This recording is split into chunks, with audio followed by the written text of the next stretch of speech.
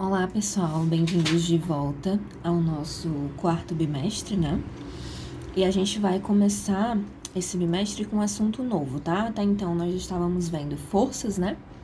Nós vimos algumas forças, nós vimos como elas interagem entre si, como é que a gente calcula a força resultante. Nós vimos plano inclinado, nós vimos força de tração, nós vimos bastante coisa nesse terceiro bimestre.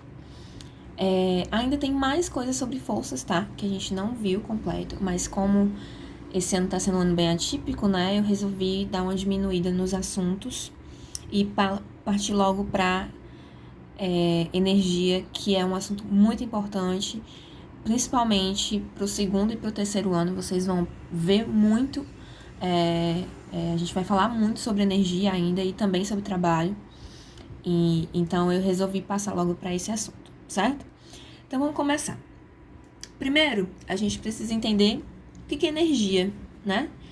Energia, pessoal, é uma das coisas mais difíceis de se conceituar na física. Inclusive, no ensino superior ainda é, assim, uma coisa bem difícil da gente dar um conceito, traduzir para o português o que é energia, né? Eu gosto de fazer analogia com um estado. Por exemplo, quando a pessoa pergunta como você está, você tem algumas possíveis respostas, né? Você pode estar mal, você pode estar bem, você pode estar triste, você pode estar angustiado, você pode estar feliz, você pode estar com fome, sei lá. Então é o seu estado, é como você está naquele momento.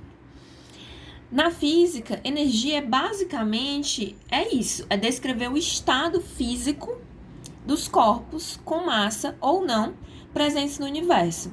Então, qualquer coisa que exista no universo, ele tem um estado, e esse estado é descrito pela energia que está atrelada a ele naquele momento.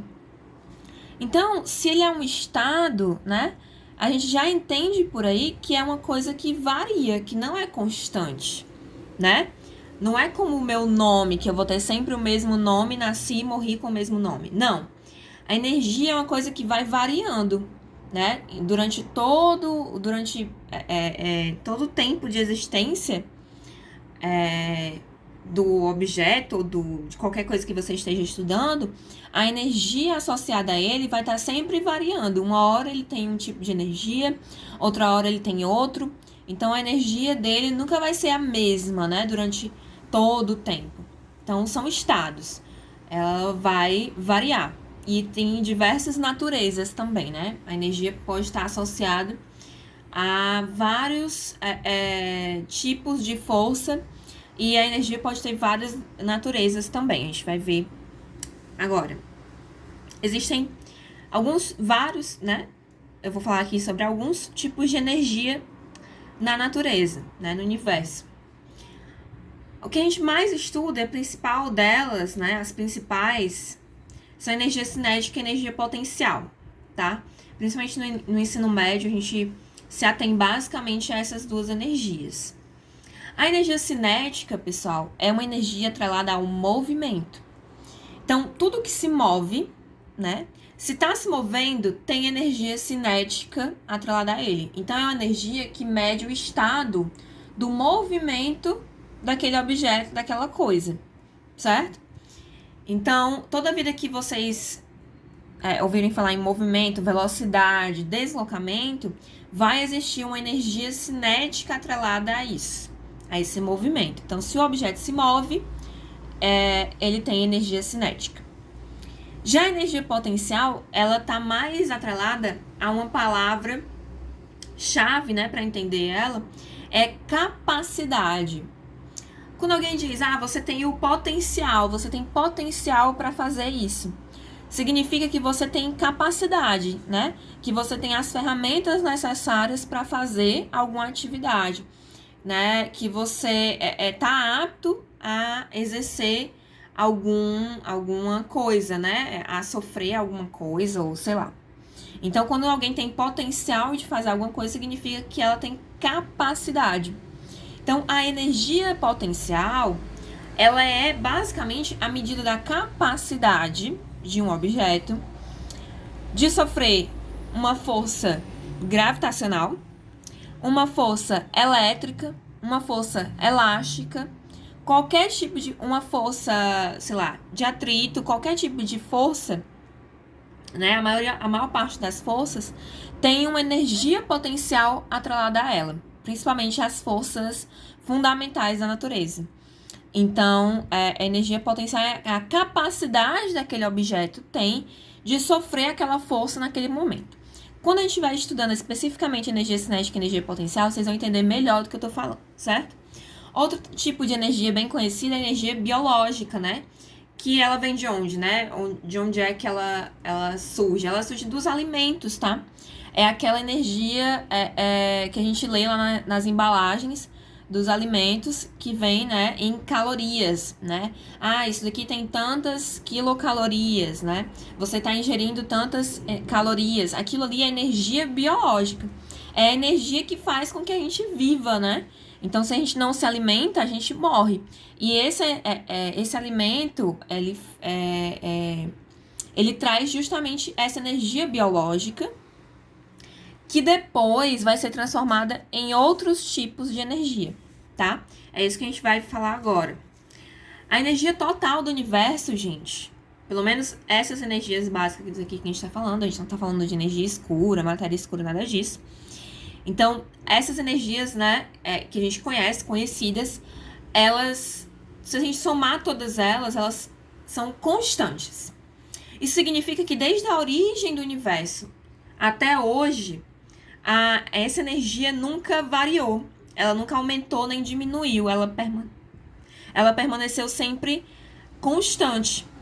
Então, isso significa o quê?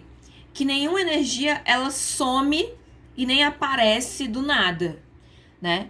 O que acontece? Para ela sumir, aspas, sumir, na verdade ela se transforma em outro tipo de energia. Então, por exemplo, a energia potencial gravitacional, ela pode se transformar em energia cinética. A energia potencial gravitacional, ela pode se transformar em energia potencial elétrica. A energia potencial elástica pode se transformar em energia potencial gravitacional. E assim vai, certo? E em cinética, em biológica, tá? Na verdade, a energia biológica está mais atrelada com a energia solar, que é outro tipo de energia, certo? E aí, o que a gente aprende com isso? Que elas nunca somem, elas apenas se transformam umas nas outras. Então, ela deixa de ser energia biológica e passa a ser energia cinética. Ela deixa de ser energia potencial elétrica e passa a ser energia cinética, certo? Então, ela não some, ela apenas se transformou, né? Ela sofreu uma metamorfose, né? E se transformou em outro tipo de energia. Essas trocas, né? Essas transformações estão acontecendo o tempo inteiro na nossa vida e no universo, certo? O tempo todo nós estamos transformando energia. E aí, pessoal, o conceito que está atrelado a essa transformação é o conceito de trabalho. Trabalho na física, pessoal, é quando ocorre alguma transformação de energia. E aí, essa transformação, né, essa energia que variou, essa variação da energia, a gente chama de trabalho. A gente diz que ali está sendo realizado um trabalho, certo? A gente simboliza trabalho através dessas duas letras. Esse T grego, que a gente chama de tau, certo? A gente lê tau, T-A-U, tau, ok? Simboliza trabalho. Eu vou costumeiramente usar esse daqui, eu vou preferir esse, tá, gente? Ou W, esse W maiúsculo aqui também representa trabalho. Em alguns livros vocês podem encontrar o W, ou em provas, né? Pode vir como esse W maiúsculo aqui, que vem do inglês, né? Work. Então, trabalho em inglês é work, que começa com W, e aí eles usam esse W aí. Mas o mais comum é o tal, ok? E ele, pessoal, esse trabalho, né, que eu acabei de falar que tem a ver com a transformação, ele tá normalmente associado à ação de força. Se eu disse pra vocês, né, que a energia potencial, por exemplo, e a energia cinética também depende da ação de forças, né, ela tá associada, né, à capacidade de sofrer alguma força, né, sofrer ação de alguma força, então, obviamente, o trabalho, né, essa variação dessa energia, também vai estar associada à ação de uma força, seja ela mecânica ou não, ok? Então, como é que eu vou medir trabalho, certo? O trabalho de uma força constante, primeiro, né? E aqui a gente está falando de força mecânica, tá? A gente ainda não entrou nos outros tipos de força. A gente vai estudar as forças mecânicas que a gente viu até hoje, né? A força de, força de puxar, empurrar, essa força aí, tá? Então, eu tenho um garotinho aqui muito feio puxando o carrinho dele, certo? Então, ele tá aplicando uma força na corda para puxar o carrinho. E aí, quando ele aplica essa força, ele faz com que o carrinho se desloque, né? Ele faz com que o carrinho ande alguma distância. Então, essa força, ele não tá fazendo exatamente na horizontal, né? Ele tá fazendo uma força inclinada, assim, ó. Ele tá puxando assim, com algum ângulo. Então, esse ângulo eu chamei de Rho aqui, tá? É o ângulo em que a força está sendo aplicada. É o ângulo entre a força F, que é a força que ele está puxando, e a horizontal aqui, que é o chão, tá? E esse deslocamento é o tanto que o carrinho andou quando ele puxou pela corda aí. Então, pessoal, se eu... o que aconteceu? Se o carrinho estava parado e ele passou a se movimentar, eu variei a energia desse carrinho, não variei? Ele não tinha energia cinética e passou a ter energia cinética. Então, se variou a energia, a gente diz que um trabalho foi realizado, ok? E aí, pessoal, como é que eu calculo o trabalho realizado por essa força aqui? Ele tem essa característica aqui. Trabalho vai ser sempre relacionado à força e o deslocamento. O que quer dizer isso? Quer dizer que se ele estivesse puxando esse carrinho, mas se esse carrinho fosse muito pesado e ele não saísse do canto, ele não estaria realizando trabalho. Ele só vai estar realizando trabalho se o carrinho se movimentar, certo? Se ele variar a energia desse carrinho. Então, se ele puxar, eu apliquei uma força, mas o carrinho não saiu do lugar, ele não está realizando trabalho, certo? Então, força trabalho realizado vai ser igual a força, ao módulo dessa força, né? A intensidade dessa força, vezes o deslocamento, vezes o cosseno do ângulo. Por que eu tô usando esse cosseno do ângulo aqui, pessoal? Porque o trabalho só interessa para calcular trabalho a componente da força que está diretamente alinhada ao movimento. Então, se o carrinho está se movendo nessa direção, eu vou usar a componente da força aqui, ó, na direção X, né? Na direção horizontal. Então, eu quero, na verdade, não é o F. Eu vou querer o F de X. E como é que eu calculo o F de X? Nesse caso aqui, não é F vezes cosseno do ângulo, porque o ângulo está colado aqui, ó, com o eixo X. Então, vai ser F vezes cosseno do ângulo. Então, o trabalho, ele também pode ser considerado, né, como sendo F de X, se o movimento estiver no eixo X, vezes deslocamento D, tá? Mas, costumeiramente, a gente usa mais essa fórmula aqui. É a mesma coisa, né? Só que, por exemplo, se o movimento estiver no eixo Y, né, o ângulo tem que estar colado ao eixo Y para eu poder usar o cosseno, ok? A gente mede trabalho, pessoal, em joules, tá? Joule também é a nossa medida universal de energia. Energia pode ser medida em joules. Como o trabalho é a variação da energia, então ele também é medido em joules. Se lê joule, tá? Esse OU em francês tem som de A, né? Então fica joule, tá? E é representado por esse J maiúsculo. Um joule, pessoal, equivale a 1 newton, que é uma medida de força, tá? Vezes 1 metro, que é a medida de deslocamento. Então, por aqui, vocês já sabem que quando vocês estiverem calculando, vocês têm que usar esse deslocamento aqui, essa distância percorrida em metros. Algumas características desse ângulo aí que classificam esse trabalho. Se o ângulo, pessoal, em que essa força está sendo aplicada, ele é maior ou igual a zero, ou seja, de 0 para cima, e ele é menor do que 90. Então, ele vai de 0 até 89,999, né? Sendo menor do que 90. Ele só não pode ser igual a 90. Então, quando ele é de 0 graus até 89,9, a gente chama esse trabalho de trabalho motor. Por quê? Porque o ângulo tá aqui, tá, gente? O ângulo tá aqui, ó. Por que ele é um trabalho motor? Porque se o deslocamento, se o carrinho tá andando nessa direção e eu tô puxando nessa direção, significa que eu tô ajudando o carrinho a se movimentar. Ou mesmo eu estou provocando o movimento do carrinho. Então, se eu estou ajudando esse carrinho a se movimentar ou provocando o movimento dele, eu digo que eu estou realizando um trabalho motor, tá?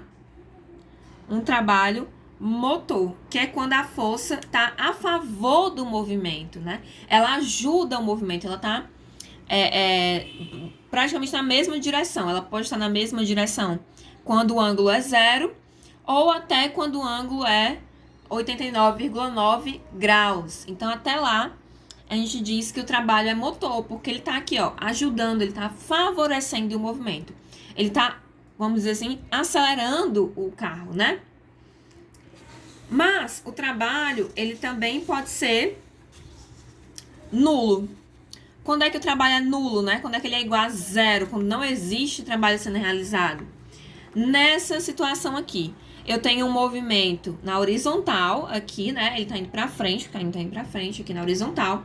Mas a força que tá sendo aplicada nele tá na vertical. Eu tô puxando esse carrinho pra cima. Ou poderia também ser pra baixo, tá? Tanto faz aqui nesse caso. Se a força tá sendo aplicada pra cima ou pra baixo, né? Contanto que a força esteja na vertical e o movimento na horizontal, se eu tenho uma associação desse tipo, a força aplicada na vertical e o movimento na horizontal, eu não tenho trabalho. O trabalho vai ser igual a 0, certo? Trabalho igual a 0. Então, essa força aí, em específico, essas forças aí que estão na vertical, elas não estão realizando trabalho nesse carrinho, porque o movimento dele está na horizontal. Mas, professora, se esse carrinho estivesse se movimentando na vertical, o trabalho continuaria sendo nulo? Não, certo? Não.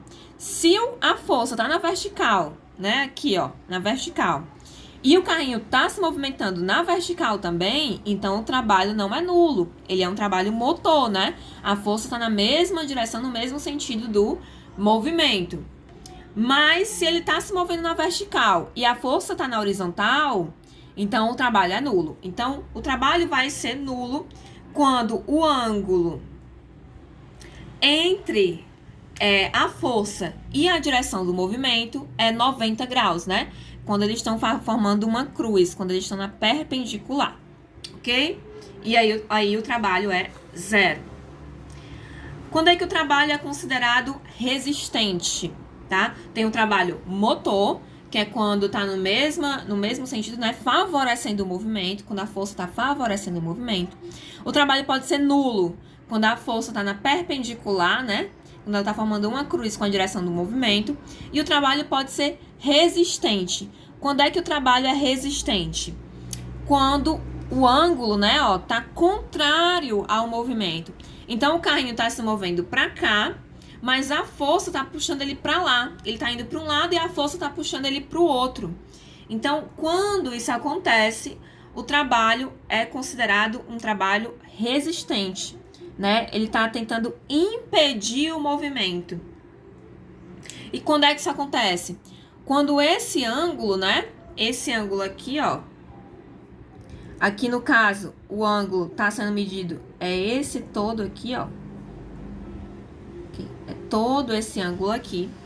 Quando esse ângulo aí, está entre 91 e 180 graus, tá? Ele vira 180 quando ele fecha aqui o ciclo, né? Quando ele tá totalmente contrário ao movimento.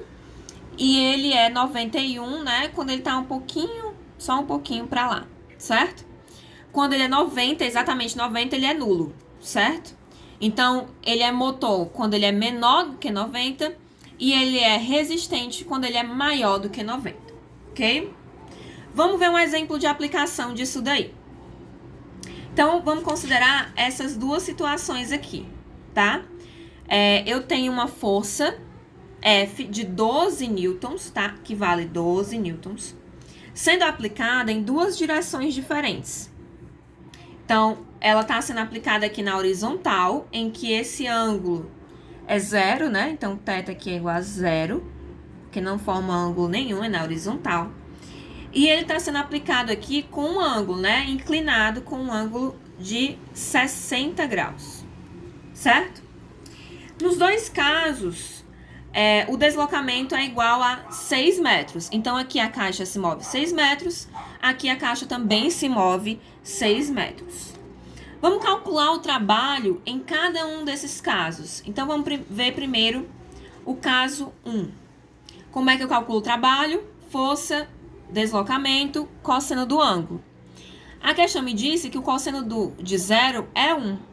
Então, o que é que eu vou substituir aqui? A força, né? Que é 12, onde tem F, eu escrevo 12. Onde tem deslocamento, eu vou escrever o quanto que ele andou, 6 metros. Tem que estar em metro, tá, gente? 6. E o cosseno de zero é 1, então eu escrevo 1.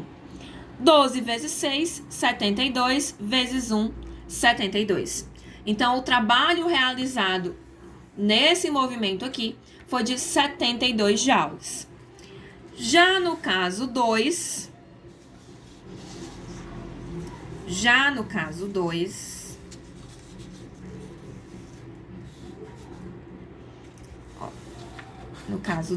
vamos centralizar aqui.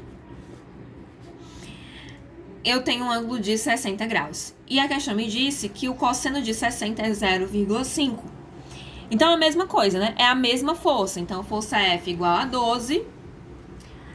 Deslocamento igual a 6. Só que agora o cosseno vai ser 0,5. Então, onde tem cosseno de θ, né? Eu falei, é θ, tá, gente? Essa letra. Cosseno de θ, eu escrevo 0,5. 12 vezes 6, a gente já sabe que é 72. 72 vezes 0,5 dá 36 joules. Então, quanto mais eu levanto esse ângulo aqui, menor vai ficando o trabalho. Até que quando é 180 graus, ou seja, quando eu estou puxando ele contrário ao movimento, o trabalho é um trabalho negativo. Todo trabalho resistente, tá, gente? Todo trabalho que é resistente, né, que ele está contrário ao movimento, ele tem um valor negativo, tá, gente? Quando o trabalho é motor, ele é positivo. Nesses dois casos, eu tenho um trabalho motor, positivo.